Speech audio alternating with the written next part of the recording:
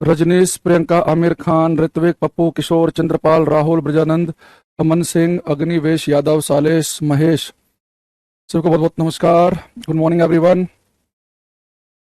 निखिल कह रहे हैं गुड मॉर्निंग भाई, गुड मॉर्निंग।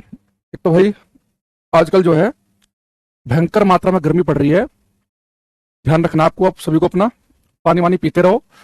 और एकदम से अगर जो बच्चा एसी वेसी में रहता है एकदम बाहर ना निकलो, है ना। कल मेरे साथ ये हुआ, ऑफिस में था मैं, कल घर से लंच लेके नहीं गया तो मजबूरी में जाना पड़ा। तो इतना तेज, क्योंकि ऑफिस में आपको पता ही एसी लगे होते हैं, बाहर निकला ऐसा सर पकड़ा मेरा, लू ऐसी लगी सर में कि अब सुबह सो के उठाऊं तो अब जाके मामला ठीक सा लग रहा है। तो इसलिए इस गर्मी के मौसम में कोशिश करेंगे हम सभी, मैं भी आज से, कि थोड़ा ध्यान रखें हम इस चीज का।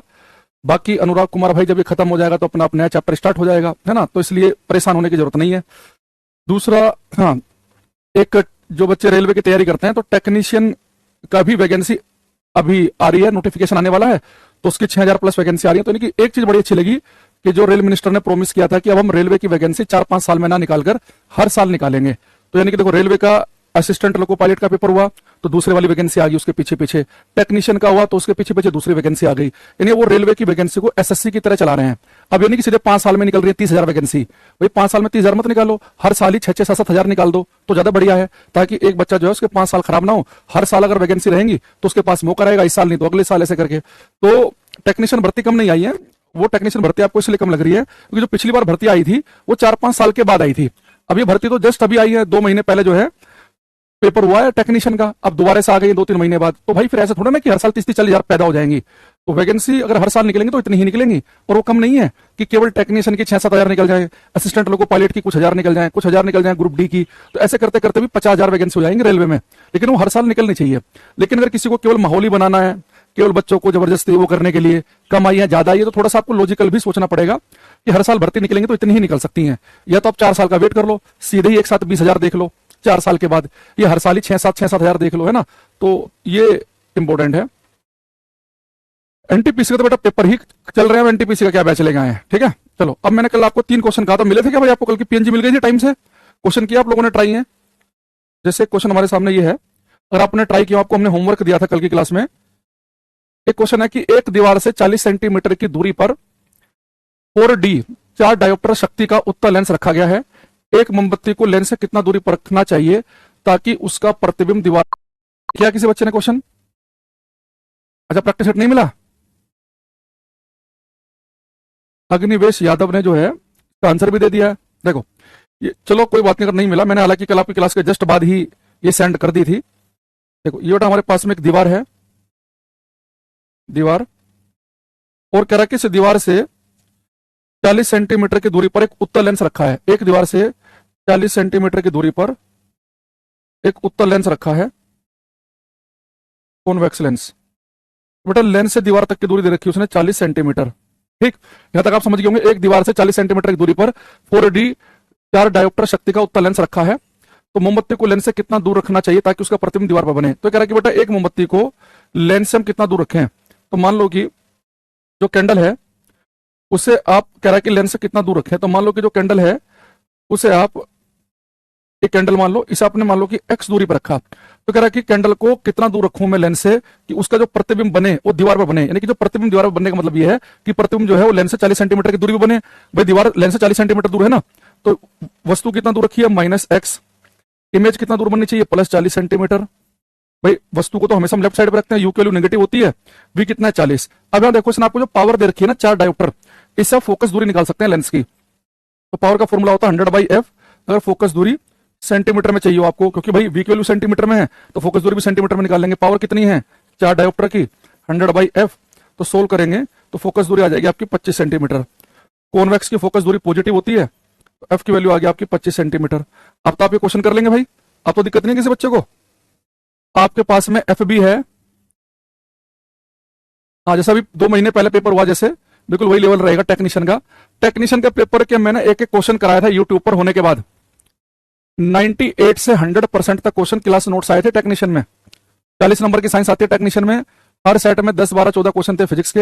एक सिंगल क्वेश्चन हमें ऐसा नहीं मिला कि जो बाहर हो, हल्का फुल्का मान लो किसी में ऑप्शन ऊपर नीचे कर दिया या हल्का फुल्का लैंग्वेज चेंज करने की कोशिश की एक आध क्वेश्चन में, इसके अलावा झुका तो बिल्कुल जैसे पढ़ा है बिल्कुल वैसे, तो उसकी टेंशन नहीं लेनी आपको, बस आपको पढ़ना है। ठीक है, तो बेटा आपको यहाँ देखो इमेज बनानी है 40 सेंटीमीटर दूर, पावर दे रखी थी तो पावर से हमने फोकस दूरी निकाली 25 सेंटीमीटर। तो हम जब ये पेपर में पूछता है कि वस्तु कितना दूर रखे, हम एक्स दूरी पर मान लेते हैं, यू की वैल्यू होगी -x। अब इसे आप सोल्व कर लो। लेंस का फॉर्मूला क्या होता है, 1/f equal to 1/v minus 1/u। ठीक है, तो f की वैल्यू कितनी है, f की वैल्यू है 25 प्लस की, v की वैल्यू कितनी है 40 माइनस u की वैल्यू कितनी है -x।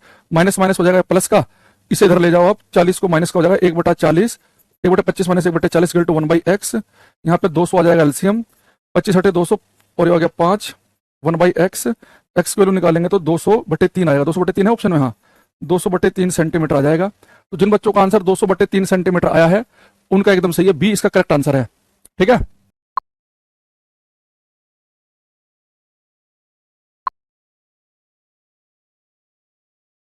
समझ गए बात को। तो हमारे पास में अगर आप यहां बड़े ध्यान से देखेंगे, इसका आंसर आया हमारे पास में 200/3। अगला क्वेश्चन ट्राई करना, इसमें आपको कुछ समय दे रहा हूं करने का, करो ये।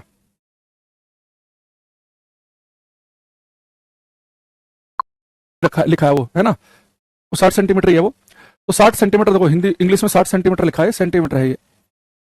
60 सेंटीमीटर की दूरी पर रखा गया है, प्रतिबिंब का आकार बताएं। ये क्वेश्चन करो सब बच्चे।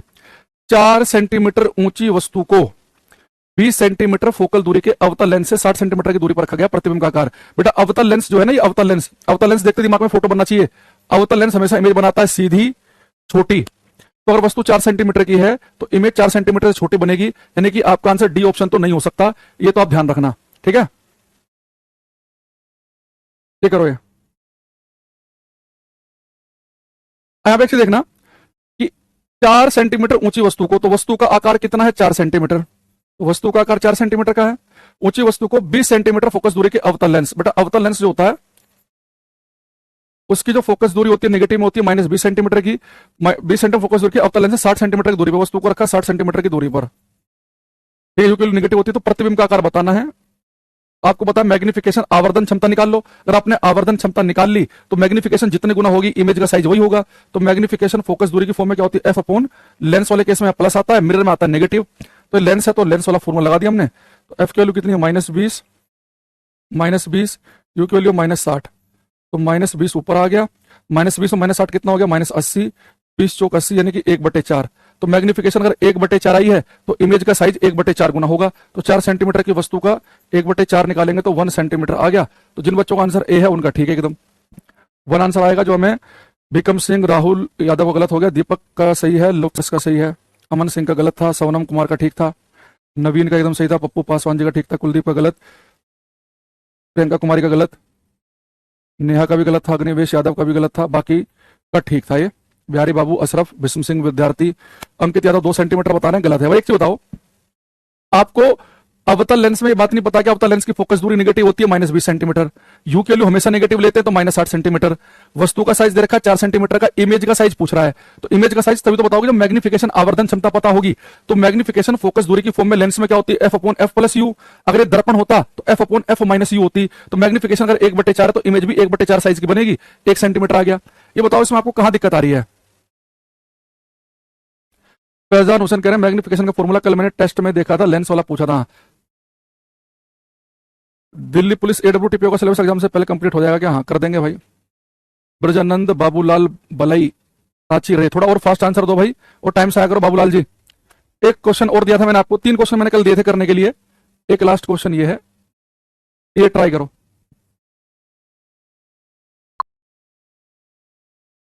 फोकस लंबाई 20 सेंटीमीटर का एक उत्तल लेंस 12.5 सेंटीमीटर फोकल लंबाई के अरे संपर्क में रखा है। 2 लेंस है यहाँ पे, तो सॉरी 2 लेंस संपर्क में, इसका मैंने भी आपको नहीं बताया, पहले मुझे इसका आपको बताना पड़ेगा। यहां देखो, ये बेटा मैंने कल आपको बताया था कि अगर हमारे पास में एक लेंस है तो उसकी पावर मैंने बताई थी क्या होती है 1/f, अगर फोकस दूरी मीटर में हो, नहीं तो 100/f लगाते हैं अगर सेंटीमीटर में हो। अब हमारे पास बेटा मान लो कि 2 लेंस हैं, अगर ये संपर्क में हो, जैसे मेरे पास एक कॉन्वेक्स लेंस है और ये मान लो कि दूसरा भी कॉन्वेक्स लेंस ले लिया अभी मैंने। अगर 2 लेंस मेरे पास में संपर्क में है, कॉन्टैक्ट में रखे हैं, तो बेटा इनकी पावर का फॉर्मूला क्या होता है। अगर मैं कहूं कि इसकी पावर मान लो P1 है, इसकी पावर है P2, तो अगर 2 लेंस कॉन्टैक्ट में रखे हो तो इनकी कंबाइंड पावर बनेगी, जो कॉम्बिनेशन की पावर बनेगी वो सिंपली P1 प्लस P2 है। अगर आपको इसकी पावर भी पता है, इसकी पावर भी पता है, तो दोनों की पावर को सिंपली जोड़ दो। तो अगर दो लेंस कॉन्टैक्ट में रखे हो तो उनकी जो पावर का फॉर्मूला होता है वो तो P1 प्लस P2। लेकिन यहां पे ध्यान रखना कि जब भी आप पावर को पुट करोगे तो ध्यान रखना, अगर ये कॉन्वेक्स लेंस है तो पावर इनकी पॉजिटिव पुट करेंगे। लेकिन अगर मैं एक काम करूं, यहां पे एक लेंस ले लूं कॉन्वेक्स, एक ले लूं कनकेव, तो बेटा याद रखना कि कनकेव की पावर मैंने कल आपको नेगेटिव बताई थी, तो कॉम्बिनेशन का जो फॉर्मूला बनता है ना P1 प्लस P2, तो जब यहाँ पे कनकेव लेंस की अगर आप पावर रखेंगे ना तो आपको नेगेटिव रखनी पड़ेगी वो, क्योंकि कनकेव लेंस जो है उसकी पावर होती है नेगेटिव। तो अगर दो लेंस कॉन्टैक्ट में, दोनों उत्तल है, तो पहले की पावर भी पॉजिटिव, दूसरे की भी पॉजिटिव। एक उत्तल एक अवतल है तो कॉन्वेक्स उत्तल की पॉजिटिव, अवतल की नेगेटिव, दोनों ही कनकेव हैं तो दोनों की पावर ही नेगेटिव रखनी पड़ेगी। इस बात को आपको ध्यान रखना है, ठीक है। अच्छा, दूसरी चीज, अगर दो लेंस कॉन्टैक्ट में तो उनकी पावर का फॉर्मूला ये है। लेकिन अगर दो लेंस जो है उनके बीच में कुछ दूरी हो और उनकी कंबाइंड पावर पूछ ले, जैसे एक मेरे पास ये, एक ये है, ये दो लेंस हैं और इनके बीच में मान लो कि बेटा x दूरी है, तो इस कॉम्बिनेशन की जो पावर बनेगी उसका फॉर्मूला होता है पहले की पावर प्लस दूसरे की पावर। बस याद रखना कि जब भी पावर पुट करोगे तो साइन याद रखना, अगर दोनों उत्तल हैं तो कोई बात नहीं, अगर एक अवतल है तो उसकी पावर नेगेटिव आ जाएगी, P1 plus P2 minus x bracket में P1 इंटू P2। ये अगर उनके बीच में x दूरी हो तो ये फॉर्मूला बनेगा। अब खुद सोचो, अगर दोनों लेंस कांटेक्ट में होंगे, चिपके हुए होंगे, तो x की वैल्यू तो जीरो हो जाएगी। जब x की वैल्यू जीरो हो जाएगी, इतना पार्ट तो खत्म हो गया, तो केवल क्या बचेगा, P1 प्लस P2 तो बचेगा। अगर इनके बीच में x दूरी है तो कंबाइंड जो पावर बनेगी वो बनेगा P1 plus P2 minus x P1 into P2। बस यहाँ पे एक चीज ध्यान रखना, भाई पावर तो आप डायोप्टर में पुट करते हैं, है ना, ऐसा यूनिट। तो इस वाले फॉर्मूले में जब भी आप x की वैल्यू पुट करोगे ना, ये मीटर में होनी चाहिए, इन मीटर। अगर सेंटीमीटर दे रखा है तो उसका मीटर बनाना पड़ेगा। तो इस फॉर्मूले में P1 plus P2 minus x P1 P2 में पावर डायोप्टर में रखनी है, और x की जो वैल्यू है वो जो दोनों लेंस के बीच की दूरी है उसे आपको मीटर में लिखना पड़ेगा। ये हल्का सा आपको ध्यान रखना है। अब मुझे पता चल गया कि अगर दो लेंस मेरे पास कॉन्टैक्ट में है, संपर्क में है, तो सिंपली उनकी पावर में निकाल सकता हूं P1 प्लस P2 से। अगर एक अवतल एक उत्तल है तो अवतल की नेगेटिव और उत्तल की पॉजिटिव। अब यहाँ पे क्वेश्चन आप कर सकते हैं, ये ट्राई करना सब बच्चे। इसने कहा है कि फोकल लंबाई 20 सेंटीमीटर का एक उत्तल लेंस 12.5 सेंटीमीटर फोकल लंबाई के अवतल लेंस के संपर्क में इस तरह रखा जाता है कि उनका मुख्य अक्ष समान हो। संयोजन की यानी कि कॉम्बिनेशन की पावर बतानी है, क्या होगी। क्वेश्चन नंबर 1 सब ट्राई करेंगे।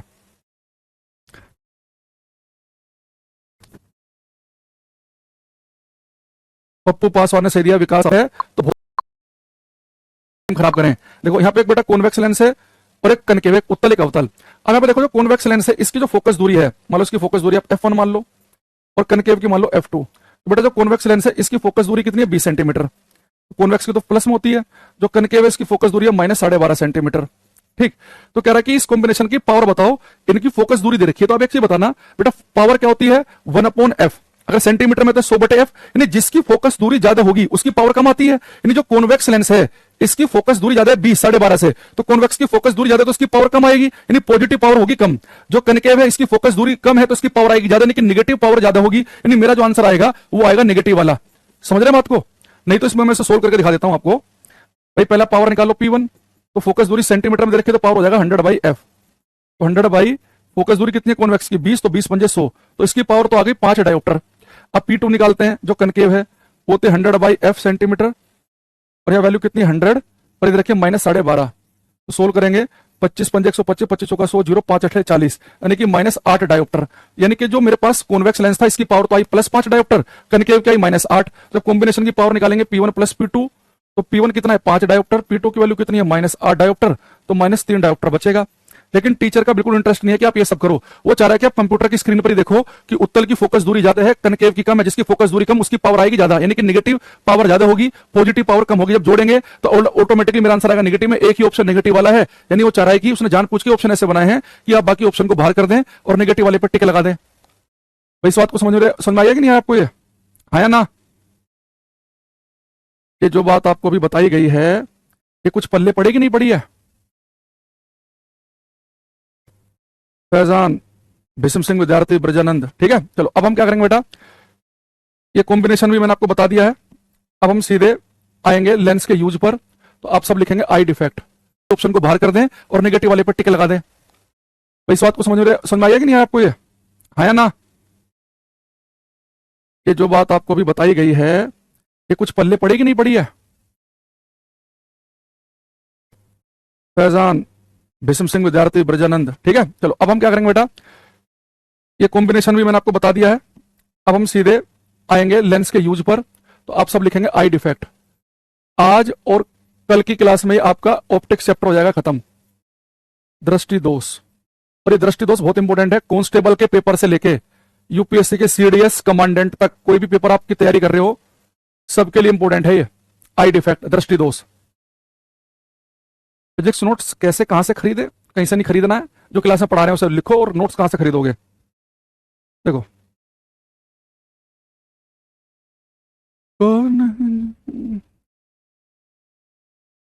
कोई प्रॉब्लम नहीं है टीनू, AWO TPO वो सेम यही लेवल है, ठीक है।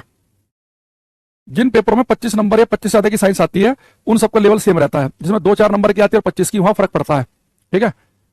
स्नेहा आर्या, विकास यादव, ठीक है। अब बेटा दृष्टि दोष में सबसे पहले हम लिखेंगे मायोपिया, निकट दृष्टि दोष, मायोपिया। लेकिन इंग्लिश वाले बच्चों के साथ वो कई बार क्या मजाक करेगा पेपर में कि मायोपिया लिखेगा ही नहीं। तो मायोपिया जो है वो मायोपिया लिखेगा ही नहीं इंग्लिश वालों के लिए, पता क्या लिखेगा बेटा, मायोपिया का एक नाम और होता है नियर साइटेडनेस, नियर साइटेडनेस या शॉर्ट साइटेडनेस, नियर साइटेडनेस या शॉर्ट साइटेडनेस। हिंदी वालों के लिए इसका नाम होता है निकट दृष्टि दोष, निकट दृष्टि दोष। लेकिन हिंदी वालों के साथ वो क्या बदतमीजी करता है पेपर में, नहीं अभी नहीं हुआ निशांत, पहले फिजिक्स की आएगी अंकुश पांडे। देखो अब वो पेपर में बदतमीजी क्या करेगा हिंदी वाले बच्चों के, वो निकट दृष्टि दोष लिखेगा ही नहीं, इस मायोपिया को ही इंग्लिश वाला जो नाम है उसे ऐसे लिख देगा मायोपिया हिंदी में। तो इसलिए मैं हर क्लास में कहता हूं बच्चों से, जो हिंदी माध्यम के बच्चे हैं, कि भाई आप जितने भी मैं आपको आई डिफेक्ट पढ़ाऊंगा इन सबके जो नाम है, जो हिंदी नाम के साथ में इनका इंग्लिश नाम जरूर लिख लेना, पता चला पेपर में लिख देगा कि मायोपिया में क्या दिक्कत होती है और आपको हवा भी ना आए, ठीक है। तो अब हमारे पास में निकट दृष्टि दोष को मैंने कहा कि इसे मायोपिया भी कहते हैं।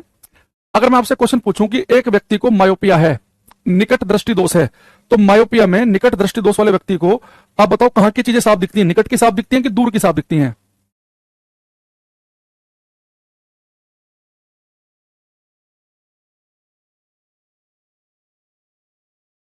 सिने वर्मा, इस बारे में पहले बात हो चुकी है, बार बार बात नहीं होगी एक चीज पे।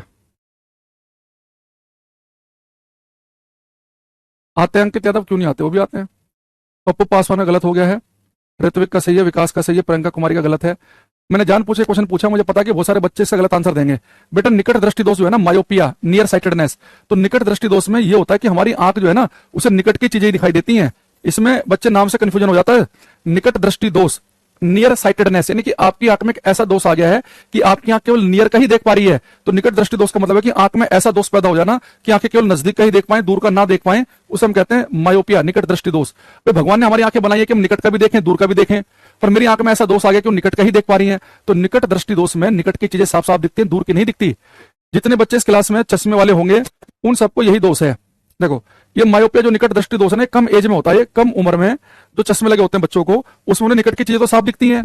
रजिस्टर पे क्या लिखा है साफ साफ पढ़ लेंगे, लेकिन रजिस्टर हटाकर, मतलब सॉरी, जैसे रजिस्टर सामने से हटाया और वो कहां का देख रहे हैं, बोर्ड पर टीचर ने क्या लिखा है स्कूल में या कैलेंडर पे क्या लिखा हुआ है वो नहीं दिखाई देगा। तो निकट दृष्टि दोष में निकट की चीजें साफ दिखती हैं, दूर की साफ नहीं दिखाई देती। अब इस दोष को दूर करने के लिए हमें किसका यूज करना पड़ता है, कनकेव लेंस का, अवतल लेंस का। तो कनकेव लेंस का, अवतल लेंस का यूज करेंगे, ठीक है। तो इसे दूर करने के लिए यूज किया जाता है कनकेव लेंस, अवतल लेंस का, ठीक है। अब कनकेव लेंस का यूज क्यों करता है हम आपको बताऊंगा मैं, ठीक है। देखो यहां देखना ध्यान से, बेटा जो कनकेव लेंस है, अवतल लेंस का यूज क्यों किया उससे पहले आप समझो, अगर किसी बच्चे की आंख जो है वो बिल्कुल स्वस्थ है, इसे मैं लिख रहा हूं नॉर्मल आई, यानी कि एक स्वस्थ आंख, इसे किसी चश्मे की जरूरत नहीं है, नॉर्मल है, बिल्कुल हेल्दी आई, स्वस्थ आंख। तो बेटा जिन बच्चों को, पहले हम नॉर्मल आई की बात करते हैं, जितने बच्चे इस क्लास में बिना चश्मे वाले बैठे हैं पहले उनकी बात करते हैं हम, बिना चश्मे वालों को सम्मान दिया जाएगा पहले, ज्यादा हो गया। देखो बेटा सबसे पहले समझना, भगवान ने ये जो मैं आई बोल दिया ना, ये गोल गोल, ये कहते ना कि आंखें निकाल के कंचे खेल लूंगा, तो जो आंख है ये हमारी आंख में भगवान ने जो दिया है आई बोल, ये लगभग स्पेरिकल गोलाकार होती है। अगर आप स्वस्थ आंख है आपकी बिना चश्मे वाली, तो आपकी आई बोल जो होगी बिल्कुल गोलाकार होगी, ठीक है। और इस आई बॉल जो है, ये जो गोलाकार है, स्पेरिकल है, इसमें जो हल्का सा उठा हुआ हिस्सा है, इसे हम कहते हैं कोर्निया। ये हमारी आंख का बहुत इंपॉर्टेंट पार्ट होता है। तो जो व्यक्ति अपनी आंखें दान करते हैं ना, वो एक्चुअल में आंख का एक कोर्निया वाला पार्ट ही दान करते हैं। तो अगर आपसे कोई पूछ ले कि हमारी आंख के किस पार्ट को डोनेट किया जाता है, किस भाग को दान किया जाता है, तो हम कहेंगे कोर्निया। तो हमारी आंख का वो भाग जो डोनेट किया जाता है कोर्निया है।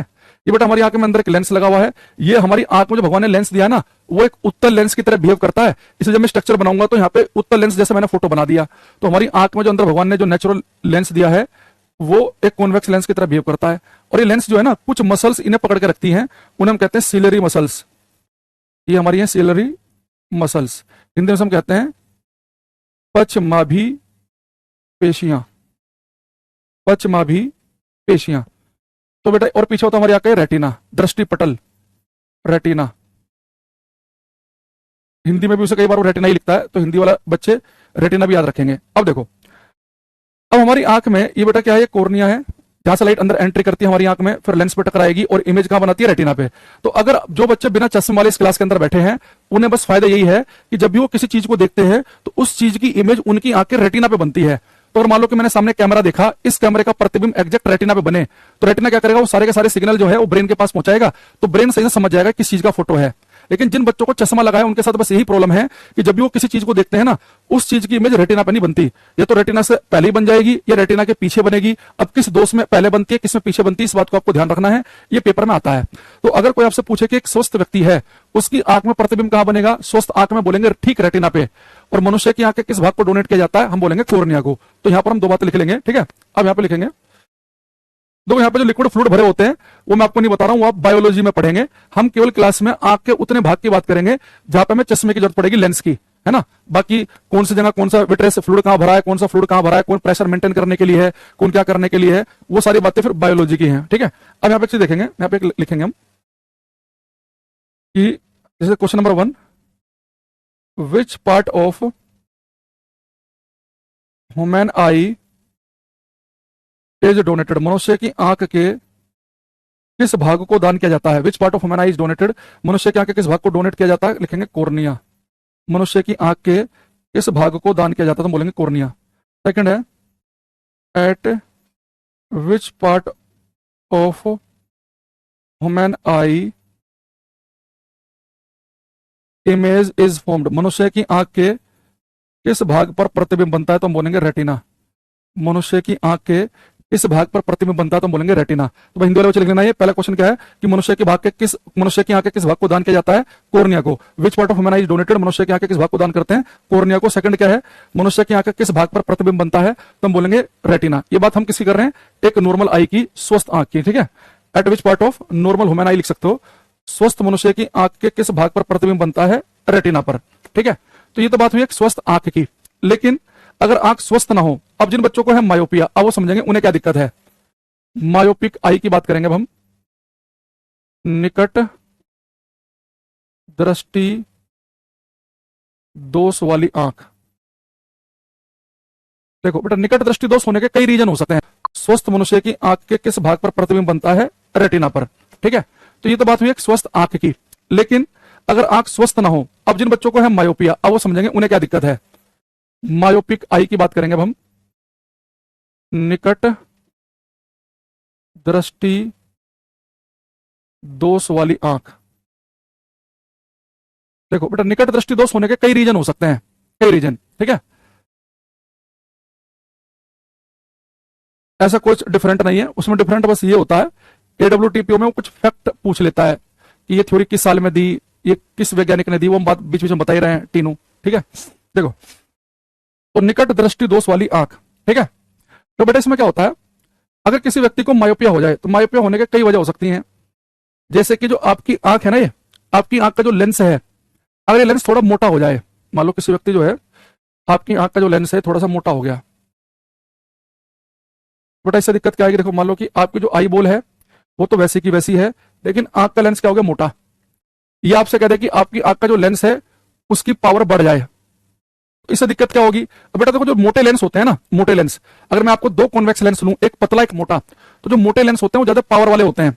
अगर मान लो कि आपकी आंख में जो लेंस है, अगर इसकी पावर बढ़ गई, अभी पता दिक्कत क्या करेगा। जैसे मान लो, मैं एक बार इसे बड़े से स्ट्रक्चर बना देते हैं यहाँ पे हम,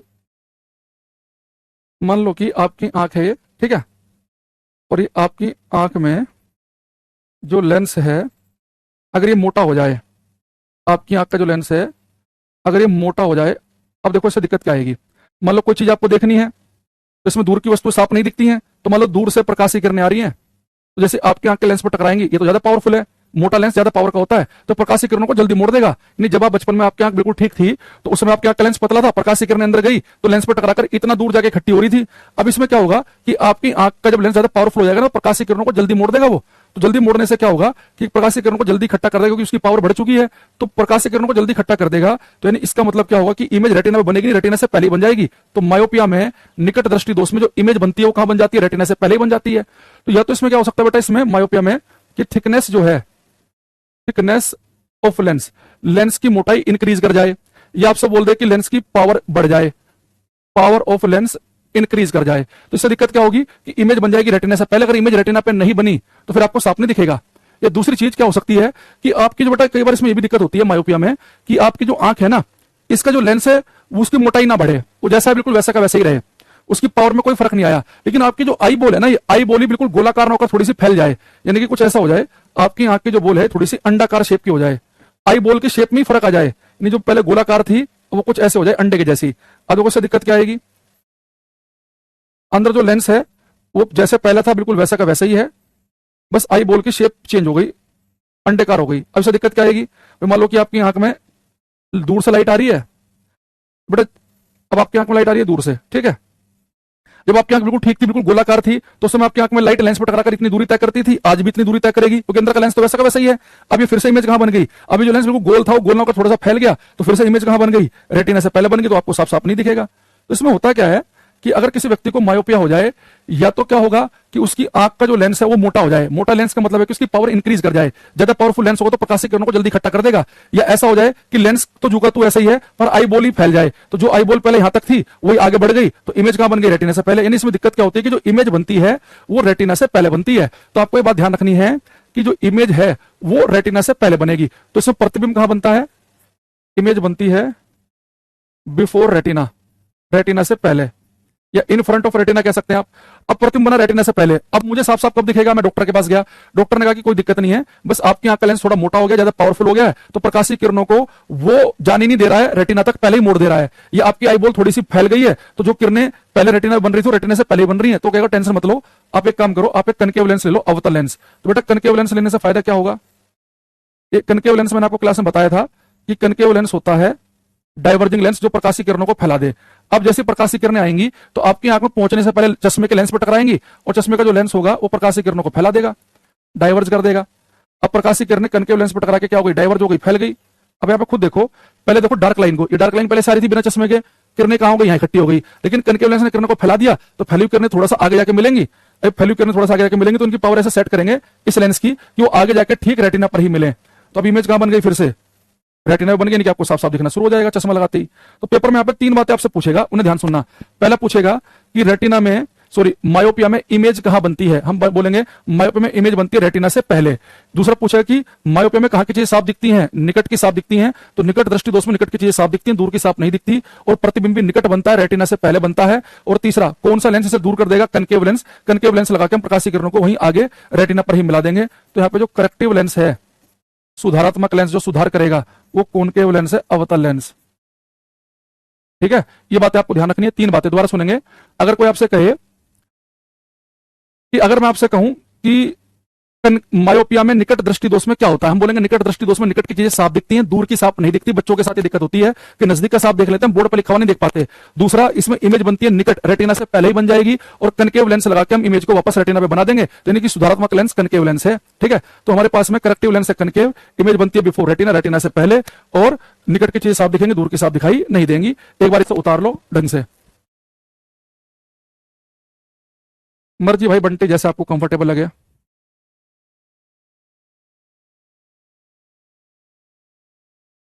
कौन से ग्लासेस पहनने चाहिए फोन या पढ़ाई करते हुए लैपटॉप पर, की आंखों पर जोड़ना पड़े, डॉक्टर से मिलो, डॉक्टर बताएगा। अच्छा, अब एक एक चीज और देखना बेटा, जो कनकेव लेंस है, अवतल लेंस, एक तो मैंने इसका यूज बता दिया आपको कि निकट दृष्टि दोष दूर करने के लिए है, अवतल लेंस मायोपिया दूर करने के लिए यूज किया जाता है। एक इसका अदर यूज और लिख लेंगे, चश्मे के अलावा कनकेव लेंस का मोर यूज कहां करते हैं, एक अदर यूज और लिखेंगे। देखो, आपने देखा होगा कि आजकल बहुत सारे घरों में जो दरवाजा होता है ना, उस दरवाजे में एक लेंस लगा होता है। तो मान लो किसी ने बाहर से डोरबेल बजाई, तो अंदर खड़ा व्यक्ति लेंस में झांक के देख लेता है कि बाहर कौन खड़ा है। तो जो डोर लेंस है, दरवाजे वाला लेंस, वो कनकेव लेंस होता है। तो कोई आपसे पूछे कि जो पीप होल या डोर लेंस जो है, जो दरवाजे में लेंस लगा होता है जिसमें व्यक्ति झांक कर बाहर का देख सकता है, वो भी कनकेव लेंस है। ठीक है।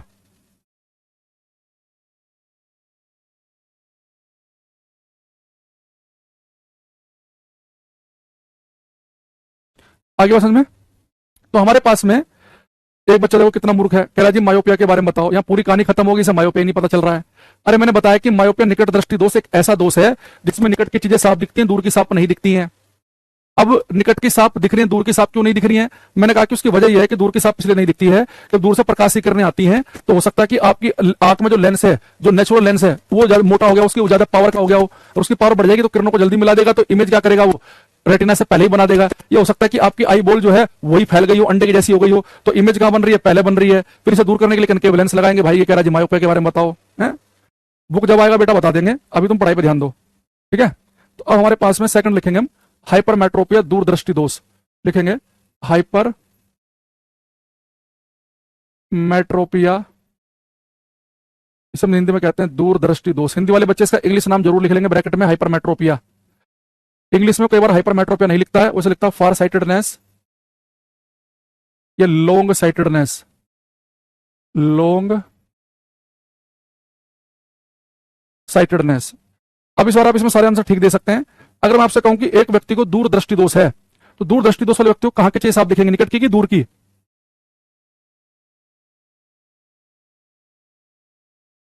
राजकुमार झा कह रहे हैं सर जितना आपने अभी तक पढ़ा है उसमें से पीवाई मॉक में सारे क्वेश्चन सोल्व हो रहे हैं, कॉन्फिडेंस आ गया है साइंस में। लव यू सर, प्रणाम प्रणाम भैया प्रणाम।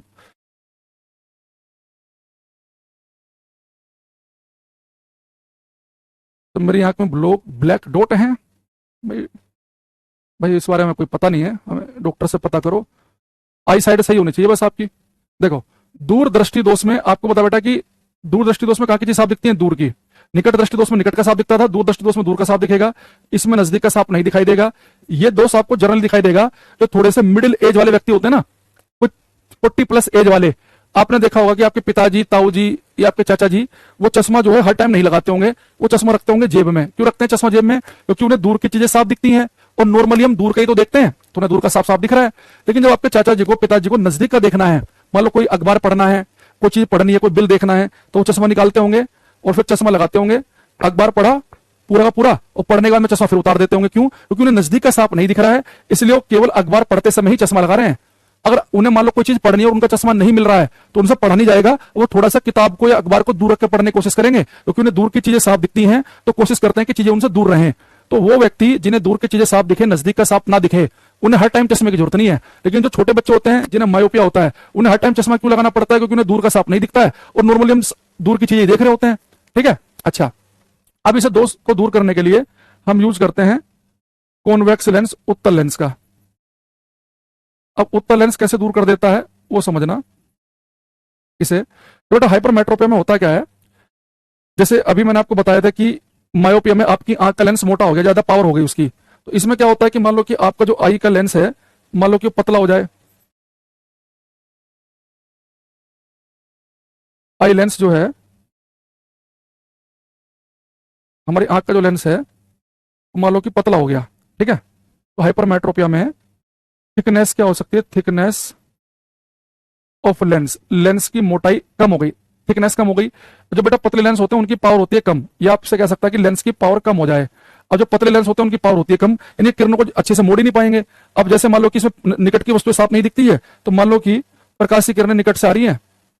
अब हुआ क्या कि जैसे प्रकाशी किरणें आपकी आंख के लेंस पे आकर टकराई, अब इसके तो पतला हो गया, कम पावर का हो गया, तो किरणों को जल्दी मोड़ ही नहीं पाएगा, तो बहुत देर में जाकर किरणें इकट्ठी कर पाएगा। तो इसमें जो इमेज बनेगी वो बनेगी रेटिना के पीछे। तो हाइपरमेट्रोपिया में जो इमेज बनती है, जो प्रतिबिंब बनता है, वो रेटिना के पीछे बनता है। तो देखो मायोपिया में क्या हुआ था, आंख की लेंस जो थी, अंदर जो नेचुरल लेंस था वो मोटा हो गया, तो उसकी पावर बढ़ गई थी। ज्यादा पावरफुल लेंस होगा तो किरणों को टकराती इकट्ठी कर देगा, तो उसने इमेज रेटिना से पहले ही बना दी थी। यहाँ पे आई लेंस पतला हो गया, तो बेचारा पतला लेंस की पावर कम होती है, किरणों को मोड़ ही नहीं पाएगा, बहुत देर में जाकर मुड़ेगा, तो किरणें कहां इकट्ठी होंगी, रेटिना के पीछे जाके इकट्ठी होंगी। दूसरा ये भी हो सकता है इसमें कि आपकी आंख का लेंस जो है उसकी थिकनेस में तो कोई फर्क पड़ा नहीं है, लेकिन जो आपकी आई बोली है वो मान लो कि सिकुड़ गई। मान लो कि जो आपकी आई बॉल है वो बिल्कुल गोलाकार ना रहकर वो सिकुड़ जाए, तो इससे दिक्कत क्या आएगी?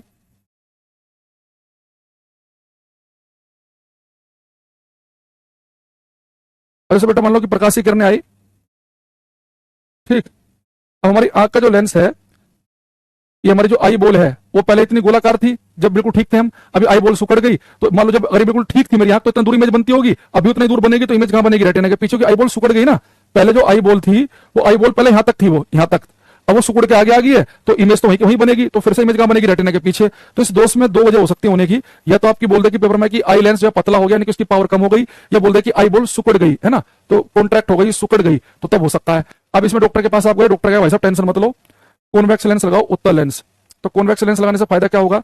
हमने आपको पढ़ाया था कि कॉन्वेक्स लेंस जो होता है वो तब प्रकाशीय किरणों को कन्वर्ज करने वाला, इकट्ठा करने वाला, तो जैसे प्रकाशीय किरणें इसके ऊपर टकराएंगी, ये प्रकाशीय किरणों को इकट्ठा कर देगा, कन्वर्ज कर देगा। अब सोचना यहाँ पे, पहले डार्क लाइन देखो व्हाइट वाली, कि लेंस पे टकराई, इमेज बनाई यहाँ, अब जैसे इसके ऊपर किरणें टकराएंगी, किरणों को इकट्ठी कर देगा ये, और इकट्ठी किरणें तो जल्दी मिल जाएंगी। अब बिल्कुल एग्जैक्ट यहीं पे मिले तो उस हिसाब से हम इसकी पावर सेट करेंगे। यहाँ पे क्या होता है, प्रकाशीय किरणों को ये थोड़ा कन्वर्ज करके, इकट्ठा करके हमारी आंख के लेंस से भेजेगा, तो इकट्ठी किरणें जल्दी मिल जाएंगी, तो इमेज कहां बन जाएगी?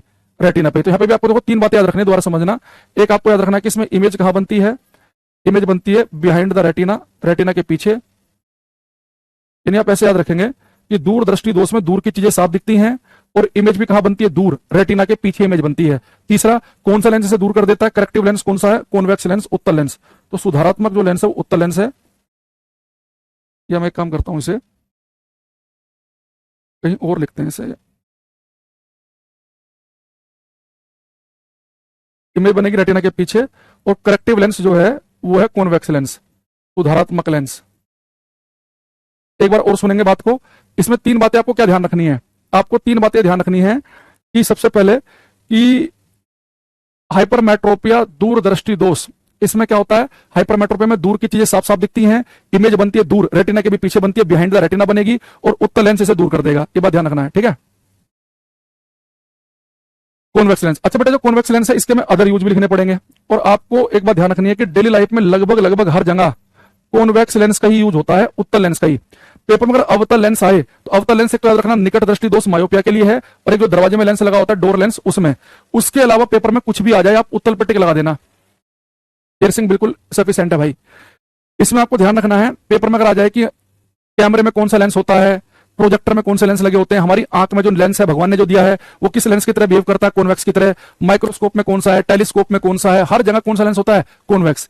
यही लेंस होता है मैग्नीफाइंग, जो चीजों को सीधा और बड़ा दिखा सकता है। भाई कनकेव तो हमेशा में सीधी और छोटी बनाता है, कॉन्वेक्स ने एक केस में सीधी इमेज बनाई थी ना, अगर वस्तु फोकस और ऑप्टिकल सेंटर के बीच में थी, तो मैग्नीफाइंग भी है, आवर्धक भी चीजों को बड़ा करके भी दिखा सकता है। तो कनकेव केवल दो ही जगह है, एक तो निकट दृष्टि दोष मायोपिया दूर करने के लिए, एक दरवाजे वाला, उसके अलावा हर जगह यही लेंस लगा हुआ है। तो यहाँ पे लिखेंगे हम, इसमें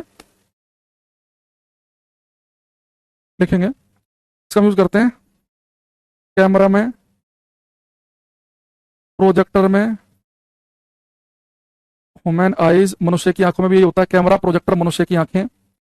इसके अलावा माइक्रोस्कोप, सूक्ष्मदर्शी,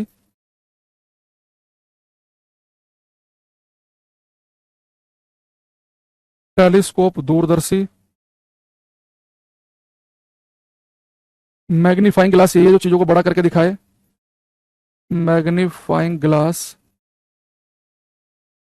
आवर्धक कांच भी यही है, मैग्नीफाई करके दिखाए, ठीक है? तो मैग्नीफाई करके दिखाएगा, तो इसका यूज कौन करता है? ज्योतिष। आपकी हाथ की रेखाओं को बड़ा बड़ा देखने के लिए कुछ ज्योतिष जो बूढ़े होते हैं वो ऐसे एक लेंस का यूज करते हैं, वो होता है कॉन्वेक्स लेंस ही। तो पाम रीडिंग में, हस्त रेखाओं को पढ़ने में इसी लेंस का यूज किया जाता है। पाम रीडिंग में, हस्त रेखाओं को पढ़ने में, पाम रीडिंग में, हस्त रेखाओं को पढ़ने में। इसके अलावा घड़ी साज होते हैं ना, क्लॉक मेकर, वो भी अपनी आंख में एक लेंस लगा के रखते हैं ताकि घड़ी के पुर्जे बड़े बड़े देख सकें। हाथ की घड़ी के पुर्जे छोटे छोटे होते हैं ना, क्लॉक मेकर भी इसी का यूज करते हैं। डिटेक्टिव्स, जासूस, किसी चीज को ढूंढने के लिए इसी का यूज करते हैं, क्योंकि ये चीजों को बड़ा करके दिखा सकता है ये। तो जासूस भी यूज करते हैं इसका। तो सारी चीजें लिख लेना इसमें कि कहां कहां पे यूज होता है इसका। दोबारा सुनेंगे, कैमरे में, कैमरे का लेंस यही होता है, प्रोजेक्टर में ये लेंस लगे होते हैं, मनुष्य की आंख वाला लेंस भी कॉन्वेक्स होता है, माइक्रोस्कोप सूक्ष्मदर्शी में भी, टेलीस्कोप दूरदर्शी में भी, मैग्नीफाइंग ग्लास आवर्धक कांच में भी होता है, पाम रीडिंग हस्तरेखाओं को पढ़ने के लिए यूज किया जाता है, जासूस यूज करते हैं, और घड़ी साज जो घड़ी को ठीक करता है, क्लॉक मेकर, वो भी इसी का यूज करता है। ये सारे आप उतार लेंगे एक बार, ठीक है? बाईफोकल आगे आएगा अभी, ठीक है?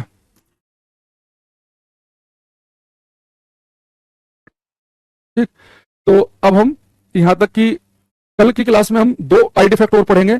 एक पढ़ेंगे हम प्रेस बायोपिया, जरा दृष्टि दोष, और एक हम पढ़ेंगे एस्टिग्मेटिज्म, अबिंदुकता, और कुछ फैक्ट पढ़ेंगे। कल की क्लास में इसे खत्म करने की हम कोशिश करेंगे। तो आज के लिए हम इतना ही रखते हैं, बाकी मिलेंगे नेक्स्ट में, ठीक है। Bye, take care everybody, thank you.